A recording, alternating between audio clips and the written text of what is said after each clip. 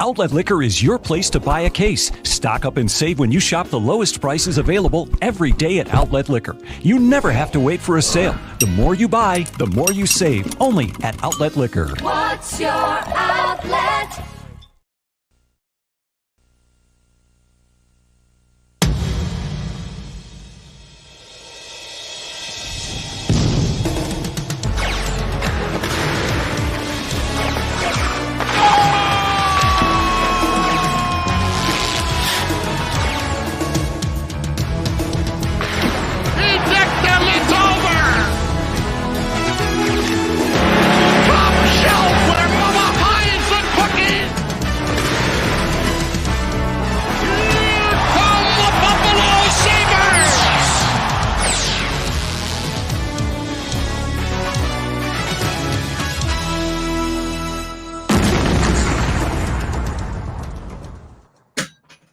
Welcome everybody to another edition of I'll Hang Up and Listen. Been kind of an MIA the last couple of games, I believe. Ran a very successful Buffalo Strong hockey tournament this past weekend. For all of you who came out and supported it, we ran a 2-day tournament at Buffalo River Works to help support the families that were affected by the Thomas Jefferson shooting. To give them some financial relief right before the holidays. And I tweeted out like a note, yesterday, how overwhelmed I am with the outpouring of support. 26 teams showed up for this thing. We are all there for one cause. The deputy mayor, Crystal Rodriguez Dabney, came in for the ceremonial puck drop. Local rock star Jessica Schreiber came in to sing the national anthem, and she actually tore the fucking roof off the place. And top to bottom, I didn't really know what to expect, because while I have run fundraisers in the past, I never actually ran anything to this scale or this magnitude. And I must say it was absolutely just mind-blowing to see how much you all came out and supported, both on, off the ice. And hopefully here in a few days, or at least by Monday, we should have a general idea of how much money was raised, and, find a very tasteful way to present that to the families right before Christmas. So with that being said, we'll get into that a little later, and obviously a huge win tonight by the Buffalo Sabres. One thing I do want to address, though, before we do get to that, there's obviously the big elephant in the room revolving around the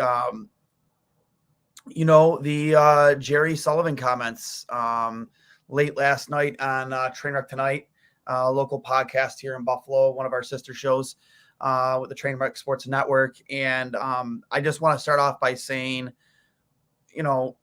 I personally didn't really have these comments really become, to light to me until like late this afternoon. I was trying to catch up on a lot of work with my full-time job that have kind of been, lacking a little bit since while running the tournament.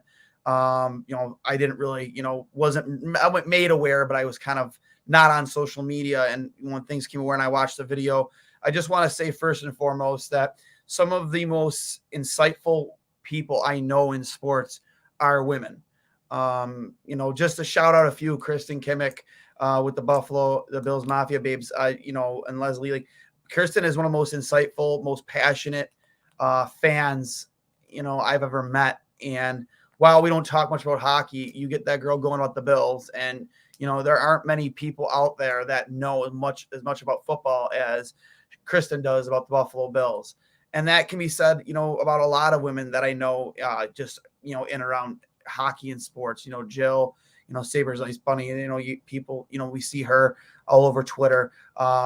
Little snappy Victoria with the Bills, very passionate, very insightful, great follows on social media, and people that, Melissa Burgess, she, writes about hockey, big advocate for, what's going on, bringing the truth to light with what's going on with Hockey Canada. Back with the Kyle Beach story, everyone knows how passionate I am still to this day about that and the ongoings of Hockey Canada, and in her coverage of the Buttes. The list can go on and on and on. And what Jerry Sullivan said about, women and, I forget his exact wording because honestly, I watched him one time. It's like, yeah, it's gross. Constructive journalism is, I think, how he pronounced it. Regardless, it isn't even worth like really breathing into existence again what he said. Going back to how I started this whole conversation with the women I do, interact often with in the world of sports. Melody Martin, another one of the most passionate Sabres fans you'll ever meet in this city. The YouTube channel, the songs, and her insight, on her YouTube channel when she was doing it. So insightful, just passion, second to none almost. And to hear somebody say like that, once was so respected in news writing, it takes a step back as a society of what we're trying to do, these hurdles we're trying to overcome. And it just sucks. It sucks to hear someone say that, and especially a guy that had and still has a platform of his size.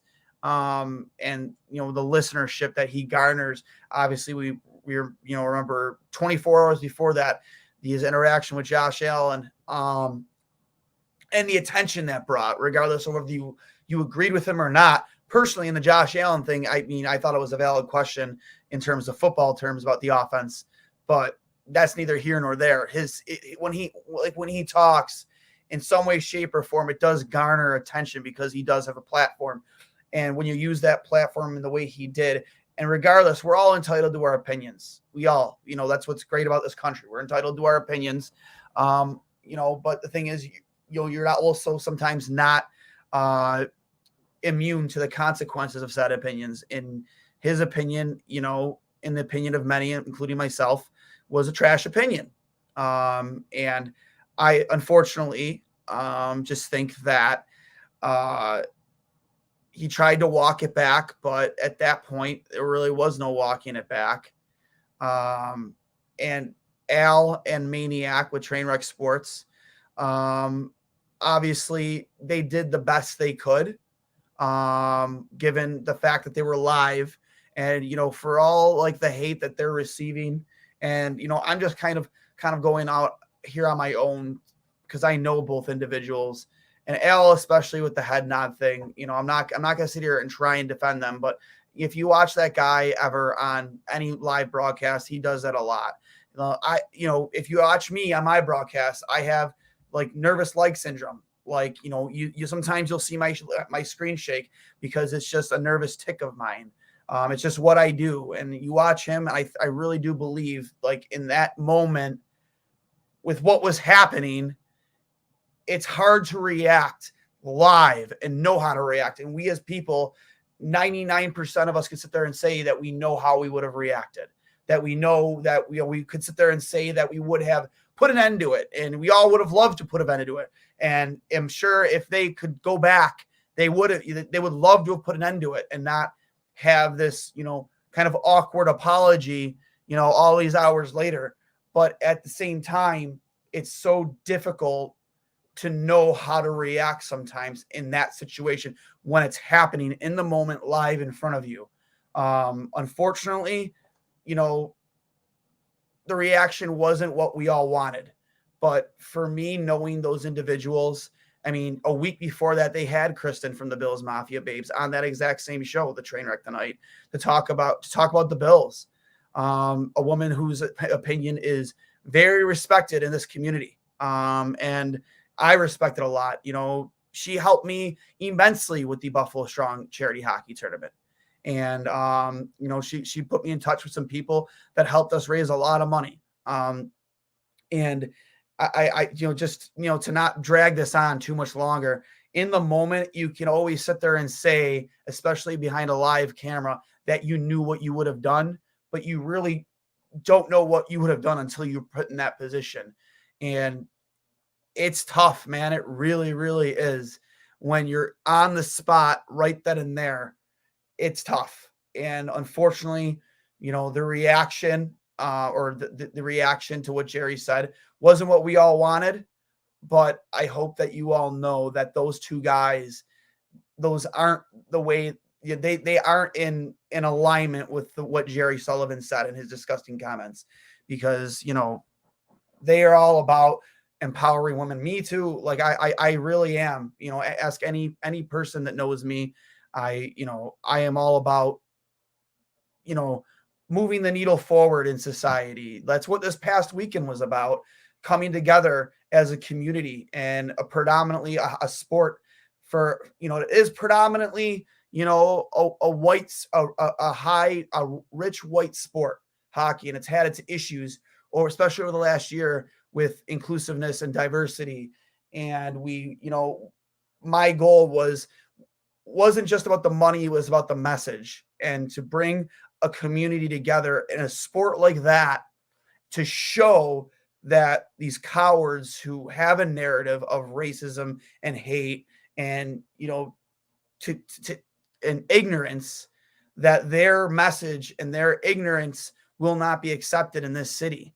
And judging by your reaction, that's you guys share that same sentiment, that the ignorance of comments like that will not be accepted in this city. So I mean, that's what this last weekend was all about, to send that message. And I hope going forward, we learn from Jerry's mistakes and continue to try and move that needle forward, and move forward as a society, and empower everybody, of no matter what your skin color is, what your gender is, how you identify. It shouldn't matter. It's 2022. We're all human beings. And that's my goal. That was my goal this past weekend. And that's my goal every day, is to just better myself as a human being, and just to move forward and do my best every single day to make a positive impact on people, because I am a giant philanthropist, and, I get a high off that stuff. I would rather give so much more than I would take. And, that's my ultimate goal in life. And I hope that we learn from Jerry's mistakes and just move forward with what happened, and not get past it, but learn from it and just continue on as society. Because it was wrong. And I immediately thought about people like Kristen, and Melody and Jill and all of them who, see stuff like that. And it's like, it's like a slap in the face, because you make these steps and you move forward as much as you can. And then some old dinosaur comes in and just makes you take steps backwards. So I hope that's not the case here. I hope that, we can move forward and just learn from the mistakes that were made on last night's episode of Trainwreck Tonight. And with that being said, I just love to move on to what, took place tonight. Not the best of transitions, but this Buffalo Sabres won 6-0 tonight. Took a while to get them going. Took 2 full periods.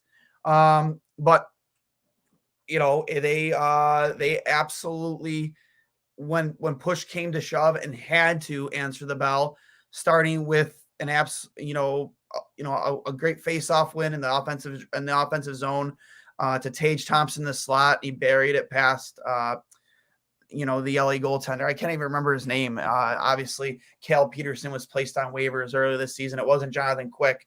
Honestly, I couldn't even tell you his name. Maybe somebody in the peanut gallery can refresh my memory. But I look at Tage and the season he's having so far, and these big moments he continuously shows up in. And for me, it's just like, it's mind blowing how often and how consistent this guy has really become. At 6'7", he's just an absolute shit brick house, or brick shit house, or however you want to say it. It's unbelievable. And just once that first goal went by, after a very stagnant first 2 periods, a first period where they outshot 16-3, floodgates started to open. Victor Olofsson gets the second goal. And we've been dying for some depth scoring over the past 2 months, scoring that would come from more than just the top line. And then more recently than not, the kids line, the second line of Quinn, Cousins, and JJ Paterka. But the third line contributed too, with Tyson Yost, Rasmus Asplund and Victor Olofsson. They got themselves on the board there. And then right away, the kids line comes in with a beautiful tic-tac-toe play where Quinn finishes it off, one of the hottest hands of the team next to Tage Thompson. Alex Tuck getting in on the fun with the fourth goal. Tage Thompson with an absolute cannon on the power play. And immediately I tweeted, like, when are we going to start having the conversation about Tage Thompson for MVP? I know a lot of people say, we'll have that conversation when this team makes the playoffs. But the reality of it is, like, even if this team doesn't make the playoffs, if this team does continue to make dramatic steps forward, it's not unheard of to see a guy, win MVP and have the team. I mean, it's more likely to not happen than for it to happen. But for a guy whose team doesn't make the playoffs, for a player on that team to get MVP, because he is playing like he's the best player in the world right now. And he's just been so friggin' consistent and just such a game-breaking type player. So I truly do believe this team gets the goaltending, gets consistent goaltending, that we could be looking at them possibly making a playoff berth. And then obviously Peyton Krebs is getting in on the action too. A guy who's finally started to come in as of late. Getting his third goal of the season. Just a guy they really needed to start get going. And he got a goal scorer's goal, a Jeff Skinner goal, going to the net, finding the puck, when everything else isn't working, that things that you normally do work for you, obviously at below the NHL level. And even last year in some spots where it was working, sometimes you just got to be willing to take a little bit of a beating and get to the front of that and have a puck bounce off you. That's not exactly what happened here with Krebs, but he went to the net, found a loose puck, and buried it, and so that's what you have to do sometimes to get yourselves out of these funks. And that's what he's done. And it's a nice to see, because that is a guy that his team has desperately needed to get going, not just because he's, a young high-end prospect, but also because he was a big piece of that Jack Eichel trade, one of the, the main pieces of that return, Peyton Krebs, that first round pick, and Alex Tuck. So we'll go to the peanut gallery here and see what everyone has to say. Let's see. Let's fucking go, boys. Greg Malcolm, always love it when you pop in on the show. I appreciate it, bud. Krister, congrats to Anderson on the shutout. Congrats to the team on getting 6 goals in the third period, and congrats to Duane on a great charity tournament. It was glad to be a part of it. Chris Durick here, guys. I know some of you might know his YouTube channel. Him and his fiance Sarah were such a huge help to me. Chris volunteered as a referee this weekend. And, his wife helped with a lot of the raffles and, some of the organization part, and the big type help in the cleanup, which was a huge cleanup. I don't say cleanup lightly. Like, that was not a easy cleanup at the end of a 2-day tournament where you had almost 300 hockey players hosted at Riverworks. And like I said, 2 teams coming from Canada and Ontario. Like, that was a lot to do with that tournament. And Chris and Sarah really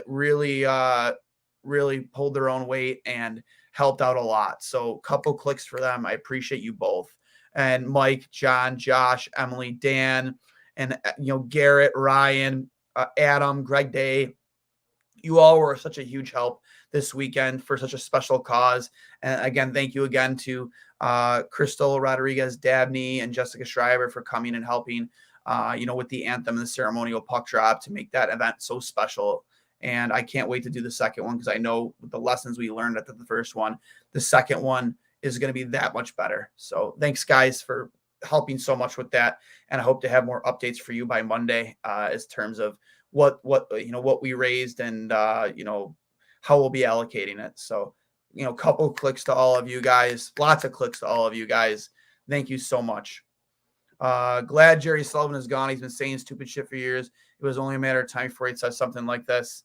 Yeah, I mean, again, when you come from that era that he's from, I don't know how old he is, but you're kind of grown up with certain opinions, and unfortunately, for him, maybe fortunately for a lot of people in Buffalo, like me personally, like, it always sucks to see somebody lose their job. I would never wish somebody to lose their job right before Christmas. But, with what he said, it was uncalled for and unjust. And, it sucks because, again, it hurt a lot of people in the city of Buffalo, hurt a lot of women's, their feelings. And, we're trying to move the society forward. And unfortunately, when you have mindsets like that, sometimes it just makes it that much harder to move forward. Phoenix Coplay, LA goalie. Thank you, Robbie. Appreciate it, bud. Friend of the program. Always cool to see him in the comments. Thanks for giving us the heads up on what that goaltender's name was. I love the first name. Paterka actually finished that tic-tac-toe playoff with Quinn. Oh, was it Paterka? I apologize. It was Paterka because right after that, I even tweeted it out. I'm an idiot. They had a misprint on, or a typo on his goal graphic. It said 77th goal this season, which I found hilarious. It's like, oh, this guy's on pace for like 300 goals this season. Tage Thompson lighting it up lately. Lately, buddy, where have you been? He's been lighting it up all season. We love to see it, though. Love to see it. It was JJ to Quinn, back to JJ. You're right. Yep, Greg, we're right. Everybody here coming correcting me. I love it. Mitz wasn't terrible tonight, but he definitely isn't on my future plans moving forward. Is he in yours? No. And again, Casey Middlestat hasn't pissed me off lately. He really hasn't. He's been a solid contributor, but in terms of making this team better and moving the needle forward, he was an 8th overall pick. As a player who is playing to get the next big contract, I don't know if he's worth what maybe he's going to want. I'm not going to use the word demand, but there's a lot of talent, guys like Matthew Savoy and Yuri Kulik, who one of the two might be ready to make the jump next year. And they're down the middle. There are going to be guys that are going to have to, they're going to become expendable. So I do hope that, I'm not going to sit here and say I hope that Casey Middlestat is gone, but at the same time, like, I do think he'll end up being one of the odd men out when push comes to shove. Craig Anderson with such a phenomenal performance tonight. And one of the things I love about Craig is just his ability to calm this team down. There was a point, I forget what period it was in, but he went and talked to the group. Things were getting out of hand. They were getting outshot. They were getting outchanced. And Craig just went and talked to him, and just things started to slowly turn around after that. And he has such a calming presence. And I love his setup for the goat head jersey. Let's talk about that too, because they will never lose a game in that jersey. They will not lose a game while wearing that logo right there on that skateboarding deck. They will not lose. I promise you. So why don't we just wear it all the time? They're undefeated. Since they brought the goat head back, they are undefeated. So keep wearing it, and Keel keep winning. You heard it here first on I'll Hang Up and Listen with Duane Steinel. But I love Andy. His setup was phenomenal. His helmet was phenomenal, and he was phenomenal tonight. And one of the things I like about him too, in net, goaltending wise, is the intangibles he has and his ability to still play like a hybrid butterfly / stand-up 90s style of goaltender. Even that one glove save he made going side to side, like a lot of goalies would have went down into like a half butterfly or a butterfly in that position. He still found a way to stay partially on his feet and still made like the windmill glove save there. Like, he doesn't always go down when he doesn't feel it's necessary. He's a big guy.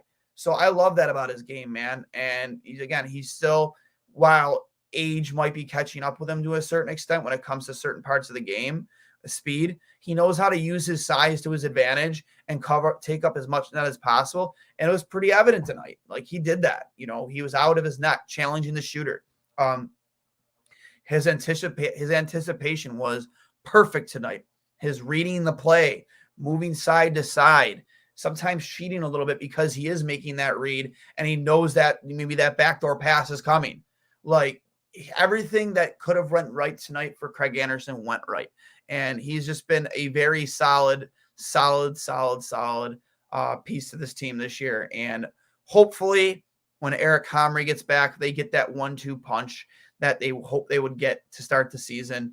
Because UPL, while he's had some pretty good moments, I just don't think he's ready for a full-time backup role on this team. Just my opinion, and I think many of you agree with it. I'm surprised that Granato put Fitzgerald and Clegg out here in the final minute. Got me worried at first. out there in the final minute. Yeah, as a goalie, maybe Craig was like, "Oh, we're not going to go with Dolls and Sammy." Okay, might have made him a little nervous, but at the same time, that is like Granato showing faith in the kids. Maybe that gave them a little bit of a confidence boost because they struggled a lot while Sammy was out. Now you got Henry Jokiharju out for the foreseeable future. So, those guys are going to have their numbers called and have to be out there sometimes in those situations on a long change, or, maybe they get stuck out there on an icing call and, they're just, it's difficult for them to get, get off the ice. It's nice to see those guys get that opportunity. Maybe it'll be a nice confidence boost because they were able to preserve the shutout. I was also watching the commentators. Make sure you guys don't say shutout because that could absolutely jinx the shutout. Next comment: 3-0 in the goat head and outscoring teams 18-5. Thanks, Greg, bud. I love it. That's gonna be my next tweet. I'm gonna give you some credit. Throw up your Twitter handle up there, and I'll give you the credit. I agree. The Dominator with the Dominator 39 had high hopes for him after the struggle with injuries last year, but he is just running out of time. Hopefully, he can figure the groove out. Hopefully, he can find his groove in his next stop. Are we talking about UPL there, or are we talking about Casey? One of the two. I'm assuming you're talking about Casey. Yeah. If his career is over with in Buffalo for this year, or if it's Olofsson too, he's a guy I can root for on another team. He really is. Not saying it won't work out here. I'm not saying it still won't work out here. But when I look at the youth that's getting ready to come up with this team, the hunger and the passion that's going to come from these young players, especially in a great cultured locker room that we have right now, we've done it the right way. I fully expect, whoever comes up, whether it's Savoy, Kulik, maybe Ryan Johnson does sign, who knows who the next goaltender will be after Andy probably retires after this season. Comrie would be expected to be one of those guys. You would hope that UBL be the other one, but honestly, who knows? You're going to come into a locker room that has an unbelievable leadership group and is, ready to roll and win and make the playoffs. So, their next game is, let me take a look here. Sorry.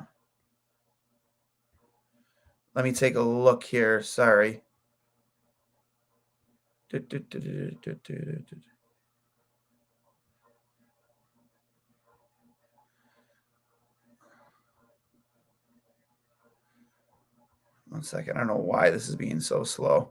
I apologize, guys. Trying to bring this up right now. Sabres schedule. Next game is Thursday against the Avalanche, defending Stanley Cup champions. Well, we played a great game against them the last time we played them. So after tonight, 6-0 win, carry that momentum against arguably one of the best teams in the league. Defending Stanley Cup champions. You played them well the first time. Let's go right back in and do it again. I just, it's good. You got them, the Coyotes who you lost to, and then you're out on the West Coast against the Golden Knights. Oh yeah, so we're getting ready for the West Coast trip here. Obviously those are always tough. Different time zone. A little bit of an adjustment. The Sabres started off the season on the West Coast and got their season off to a phenomenal start. So you would hope that the same could be said here with this West Coast trip. Hopefully they carry this momentum tonight at home wearing the Goat Head jersey, take that over, into Colorado, get a win or get some points there. And then against the Coyotes, that should be a win. And there's no back-to-backs involved. It's Thursday, Saturday, Monday. So hopefully you come out of these next 3 games with at least 4 points. I think that's definitely the goal. This team is going to be stupid good, calling it in 3 years the Sabres win the President's Trophy. I mean, I love that. I love that optimism. I love that passion. And I love my favorite handle on YouTube right there, the Dominator 39 Absolutely love it. The Avs have half their roster injured, and Eichel is out too. We absolutely have a chance to beat both teams. Yeah, the Avs have had some injury issues, and they have had their struggles this season. So yeah, I don't see why we can't compete with a team that honestly their roster is going to look a little bit different for them from the first time we played them, without a doubt. So we'll see. I am seeing something here about Alexander Ovechkin. Ovechkin with his 800th goal tonight. He started the night with 798, got his 800th goal. Couple clicks for Ovi. In my opinion, the greatest goal scorer of all time. I know I'm going to take some heat there, but he is absolutely going to break the Great One's all-time goals record, and it's going to be a spectacle to see for sure. A record that many people thought could never be broken, and it will be by Alexander Ovechkin. You heard it here. Not first, but you heard it here. So congratulations to Alexander Ovechkin to cap off another edition of I'll Hang Up and Listen. Congrats, Ovi. He got a hat trick. It was a hat trick. Okay. Never mind. He scored a hat trick. I thought he started the night at 798. Apparently, that was his 798, and then he followed up with 799 and 800 for the hat trick. What a way to do it, too. He becomes, I think, the third player in league history to have 800 goals. He joins Gretzky and Gordie Howe as the only other two. So congratulations to Alexander Ovechkin. Such an exciting hockey player to watch on the ice, and super, super pumped to see him get 800. One of the more passionate players the league has ever seen. So, political views aside, his passion sometimes is almost unmatched on the ice. So, but with that being said, guys, we're getting in here to 11 o'clock hour. I have an early morning tomorrow. I got to drive out to Lake Placid for 6.5 hours for work. So I will bid you all adieu and remind you to go to Outlet Liquor, the best place to buy a case over on George Urban Boulevard. And one last comment here. I love watching Ovi score and break that record soon. Still can't believe he does the same goal almost every time from the left faceoff dot, and still no one can stop him. I know that guy has an absolute cannon from that spot. That's literally his office. I mean, when you retire Ovechkin's number and you're going to put his number anywhere on the ice in Washington, it's literally from that spot, because he's almost unstoppable from right there. I mean, I would say I would love to see his shooting percentage from that spot if someone could find it. Have a good one, bud. Drive safe. Absolutely. I will not be driving, but I appreciate the safe travels. I have this thing for work, this big division meeting for the next couple of days. I'll be back on Friday. We'll see if I can get an I'll Hang Up and Listen done on Thursday night. Is it Thursday? I can't remember. Thursday, Saturday, Monday are the nights for the game. So yeah, hopefully we'll get something done. We'll see. But just remember, guys, have a good night. Be safe, be well, and unity over everything, love over everything, and respect over everything. I'll hang up and listen, and you guys have a good night.